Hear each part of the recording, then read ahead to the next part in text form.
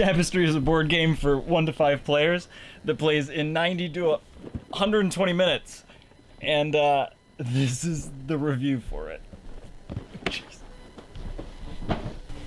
Let's start with a list of reasons why I was hesitant on making this review. 1, I was sent this game for free, which has never happened before. 2, the reason I was sent this game for free is because I made the teaser trailer. I animated it in stop motion, which is what this whole joke was about. So if you haven't seen that yet, then this doesn't make any sense. Speaking of which, if you need anything animated, I actually have a degree in stop motion animation for some reason.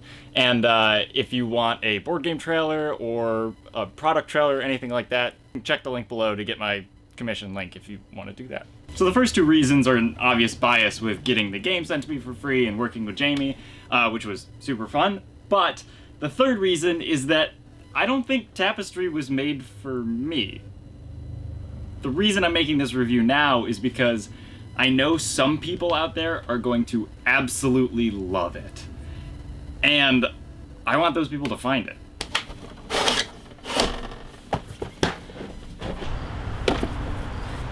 The first thing I know about Tapestry is that it's going to get compared to Scythe consistently. So let's start with that. Other than the components looking like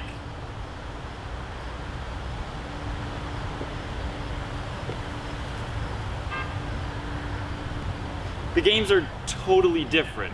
When I got Tapestry, I was expecting Scythe 2.0. It's a civilization game, which I assumed meant you have resources, you have armies, you're building a civilization up and you're moving across a map. And the games couldn't be more different, which is good. The weirdest part about all this is that a lot of people online saw the Tapestry components and immediately started saying, this just looks like Scythe 2.0. And that's okay, they don't have to buy it. The problem with this is a bunch of people are listening to that and thinking, oh goody, Scythe 2.0 is out. And it's not. Well, Scythe is this engine builder of magnificent proportions, and you can watch as player boards just explode and just get crazier. Tapestry is something a little bit more refined. It's a little more elegant in what it does, and it's quieter. There's less player discussion and more thinking through all of these insane amount of options that can go on, to the point where I had a bunch of players that were playing with me say that it was almost too random, that there were too many things randomized in the game. Mainly the Tapestry cards that we'll talk about is that there's some people would just get Tapestry cards and they would just crush us out of the game because they were so good. But after a few plays, I think I realized that it's actually not random at all. You can change any of those things. You can pick up more Tapestry cards. You can roll the dice more, which only give you some resources. You can place more tiles to get more resources. Nothing's random. There's just so many options that it feels like sometimes you're not entirely in control. But you can be if you really think through it all. It's just a bit overwhelming at times. Okay, I can hear it already. Just because 2 games have similar components do not mean that they play the same. And I totally agree, but that doesn't mean that those notions don't exist when someone's buying a game. So I wanted to get this out of the way in the first place so that we can start in on this. And we're gonna go inside to do it.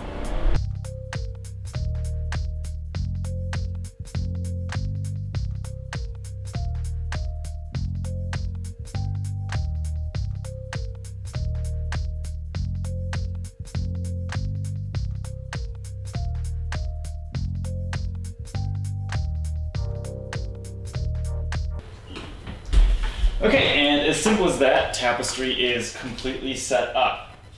The sun has almost gone down at this point, but let's dig into this. I'm having a real hard time finding out where to start with this game because there is so much in it.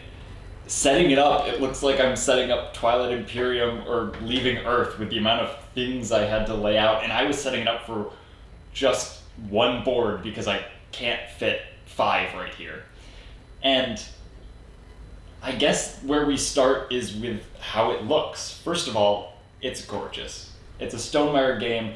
He has put so much attention to detail in all of this stuff. From the artwork on all the cards is beautiful, to the inventions being awesome and varied and very cool, to the board looking nice, to every cube just being well-rounded and nice, to the resource pieces being cool. Like, just starting at the outpost tokens, which could have been just small cubes of the color that we already had, and they could have been on the board, but instead they're these nicely crafted plastic little outposts, to the income map buildings, which are each have their own sculpt and color. The boards have a coating on them that I think is like splash resistant, and then that's without even getting to the pre-painted buildings, which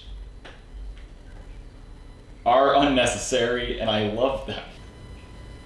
Alright, so first things first is Tapestry has its 4 pages of rules, which is essentially the front and back of 2 different sheets, but it also has these reference guides for everyone, which is essentially descriptions of all the iconography in the board game, which is a lot. And essentially what you're going to be doing every turn is you are going to have one of your little nice little cube squares on each of the 4 tracks on the outside of the board, and each turn you get to choose to go up 1. That's essentially all Tapestry is going up 1 track.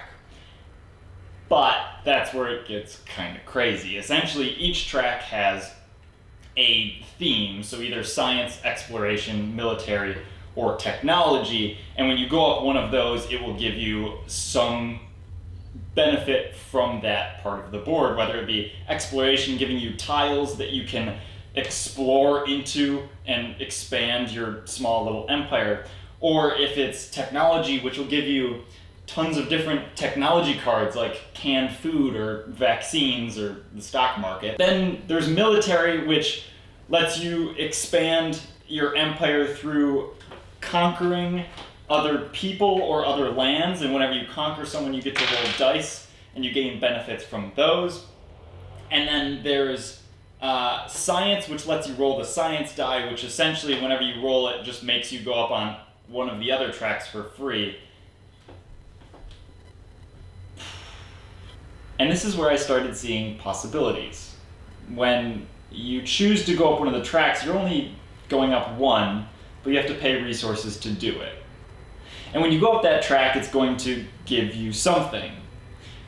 Here's the thing, this is not an engine builder like I kind of suspected it would be. I know it's a Civ game, but in an engine builder, what happens is when you're at the end of the game, your system is essentially playing itself. You're just feeding more options into it.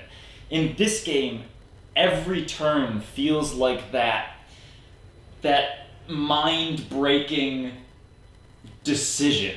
The decision that might lose you the game or win you the game. And that's every turn. And that's kind of where I fell off. Because I get stressed out really easily by that kind of stuff. And so every turn feeling like that,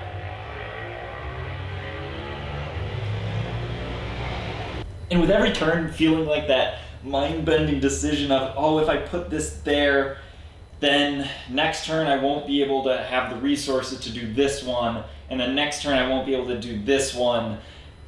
It is stressful. And some people love that. I played with multiple different groups of people, and there was, in every group, we had one person that was just flourishing with this. They love that decision-making, the beautiful puzzle that's laid out in front of them. You don't get more options as you go on. You just get harder decisions. How do I get there before that person gets there? Kind of like in Scythe, there's only a reason to topple anyone else's outposts once or twice, because if you get 2 of them toppled, you get your 15 victory points, and there's never a benefit after that. So you don't really want to fight people all that often. The only other reason to move about the board is to gain resources by rolling these 2 dice, or perhaps by exploring and gaining the resources laid out on that tile. Essentially, you have right on the middle of your map where your 2 outposts start, that is where your capital city is, which comes with this Sudoku-like board where you're going to be placing your little buildings on squares that aren't filled. These are your freebie spaces, and you're trying to fill out rows and columns or even squares, because squares will get you 1 resource, and rows and columns will eventually let you score victory points. And so while you're placing these little buildings in there, eventually you'll get to places on the board. If you get there first, you get one of these, and these big hunking buildings just slam down and cover up 5 to 6 spaces and just absolutely rack up your victory points, which is another thing I should talk about. The victory point tracker goes up to 400. It essentially goes 1 to 99, and then you can, loop again. I've played quite a few games of this at this point. We just broke 100. Just. Which makes me think that either 1, I'm bad at this game, which I kind of am, or 2, there's a lot more possibilities within the amount of turns we're doing to gain more points, but also to see more of the game, because you only have the ability to place 5 of these Tapestry cards, because in between each of these resource dumping, track running escapades that you have, you get to choose to go on to an income turn, which is essentially breaks up these turns of moving up the tracks. And whenever you go into an income turn, you get to gain resources based on what you've uncovered on this map. And then when you go to it, you get to place one of your Tapestry cards. You get a hand of them, and you get to choose one that will essentially help your dynasty or empire that era. And maybe you can see why sometimes this overwhelms me. It's pretty simple. You move up on one of the tracks each turn. That is a great way to teach a board game. That is a wonderful design. Just move up on a track. The track will tell you exactly what to do. And once you play through this once, you know what all the iconography means. So it makes it even faster. Oh, I go up here. Okay, I gain victory points for all my places that I own with outpost token. Or maybe I move up 1 over here and I gain this building so I can place it on my map. But it doesn't stop there. Every time you get to another section, there's more and more things to juggle. Like, I haven't even explained yet that there's a whole stack of these factions, essentially, which are just special powers that you get to use on every income. Some might be gain a resource, some might be move up a track, some might be trying to predict the future of where pieces are going to be on the board, how many completed districts, how many tech cards you're going to have, and then, I guess, trying to make sure your board is that so you gain victory points based on what that is. This is a game that gives you extremely simple rules. 4 pages that were pretty straightforward. Every now and again I got hung up on a rule, but pretty straightforward rules and pretty straightforward turns. And then take everything else, this mountain of ideas, and put them under that tip of the iceberg. So, I explained the game in this way, in this extremely jumbled way of telling you the rules, because this is how it feels when I play this game. It feels like I have no direction on where I'm going. Unlike in Scythe, when you start an engine, it starts to point you. Okay, I started building all these resources, now I know where I'm going next. I'm going to start building mechs because that's how I get across this river. In Tapestry, I every turn have no idea where I'm going. And that's why it's going to be so fantastic for some people. Because it is an insane amount of options, ideas, systems, and it's all wrapped up under the most simple set of rules. And that's beautiful game design. But for people that have analysis paralysis, this game doesn't allow you to say, okay, I think I know where I'm going now. I can just set on this track, and then if something comes up, I can deal with it. Every turn is like starting the game over because one action doesn't lead to the next. Every turn you are faced with the idea, do I want to go up on science track because I haven't gone up on it before, or do I want to go up on technology because I've gone up on it before? The only time that I find myself thinking I have to go up on this track is when there's a building right next to it so that I can gain one of these. Other than that, I find myself thinking, does it matter? I don't know, I'll just go up on this one because then I'll get to roll this and then I go up on this one. This review is turning out exactly how I imagined it because I don't have a direct opinion on this game, and it's almost kind of why I wanted to make this, because the game has a lot going on and I don't know if I enjoyed every playthrough of it. And I don't know if my friends did either. Some of them really liked it and they told me afterwards, and I was like, I didn't really enjoy that game, but you had a blast. And it wasn't like they were fighting me and that's why I had a bad time. Like they crushed me off the board and they were winning. It was basically we were all playing these systems by ourselves, and then some people flourish in all of these options. The options that are laid out in front of them is like a playground. There's no set list of where you have to go next. There is limitless possibilities. And I think that's why some of us struggled with the game and some of us absolutely loved it. I think this game was built for optimizers because if you're not optimizing this game out and every one of your turns is as much as you could possibly get done in it, you sort of break the game. So here's what I mean by that. Essentially, every turn you're going to be going up the tracks, and then you use resources to do it. And my original thought was you try and use as many of your resources as effectively and efficiently as possible. And as soon as you're done making as much as you could out of that era, that's when you take an income turn, you get to play your new Tapestry card, and at the end of these 3 Tapestry cards, this is your last era. When that's over, you are done. But not everyone's done. When you get to your last Tapestry card and you run out of resources and you can't do anything else, your game is over. The other player's game continues until they go to their last Tapestry card and use all the resources. In my last game I played, I was here on my second era, and I was carefully trying to get resources from the map to use them efficiently, to go up as many tracks as possible during that era, and continually getting more resources by certain things on the map and certain tiles that you gain them from.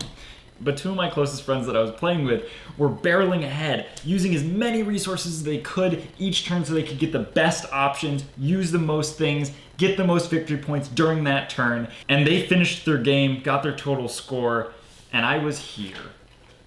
Which meant I would have at least 8 turns of using resources, going through different eras, continually playing the game while they were sitting there in silence. Now, you might say, because they rushed ahead, they used all their stuff, they probably didn't win the game because they didn't optimize it out, and that's just a bad player because they didn't do as well as the other players. But I don't know if we lost or if they won because we didn't finish the game. Because when he finished, he said, okay, I'm gonna go play Magic with them. And then there were 2 of us left, and we said, why bother? I understand some people might say if he would have played the best optimized game, it would have ended pretty closely to each other, which is what happened to my other games. But it didn't. We pretty sure we played by the rules, and we stopped playing in the middle of the game. Well, in the middle of the game for me, because it ended for one of us, and then isn't the point of board games to have fun together? So if one of us leaves, I wasn't ready to just keep playing a solo game when I intended to play games with my friends. So we packed it up.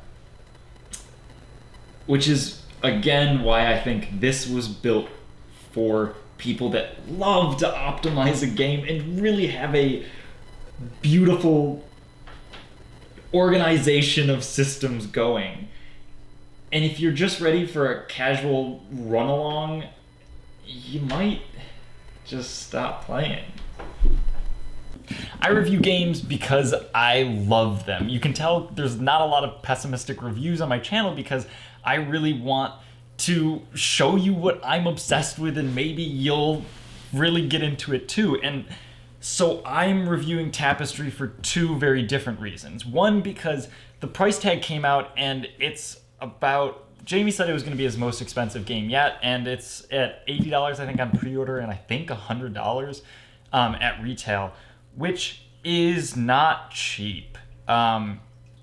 Obviously it shows. The money went somewhere. The components are absolutely beautiful. The entire package is ridiculous. It's like so great looking, and there are many board games priced higher than that with lower quality than this. So there's nothing on him there. I mean, it's gorgeous. But you don't want to spend $100 on a board game that you're not going to play. The other reason I wanted to review this is because it's going to be someone's favorite game. It's going to be someone's Scythe that Scythe is to me, because it has everything. I just wanted those two things to be clear, because I know with a lot of hype going around, for some reason on Stonemaier Games, there's this like extreme negative reaction or extreme positive reaction, and it's hard to find the middle ground. So I'm gonna try and be that middle ground. This is my review of Tapestry. It was a jumble for sure, but I hope you got something out of it. Thank you so much for watching. Go check out some of my other reviews if you want to. If not, go play some board games. Go play some role-playing games. My role-playing game, Dead Halt, will be out soon, and I'm actually gonna put it in stores and have it up online. You can check links below if you want to see some of my other stop motion work, if you thought that was interesting, or if you want to see my website for Dead Halt, or anything else. Regardless, have a good night, play some games, invite some friends over, play some solo games, play a role-playing game. Have a good night.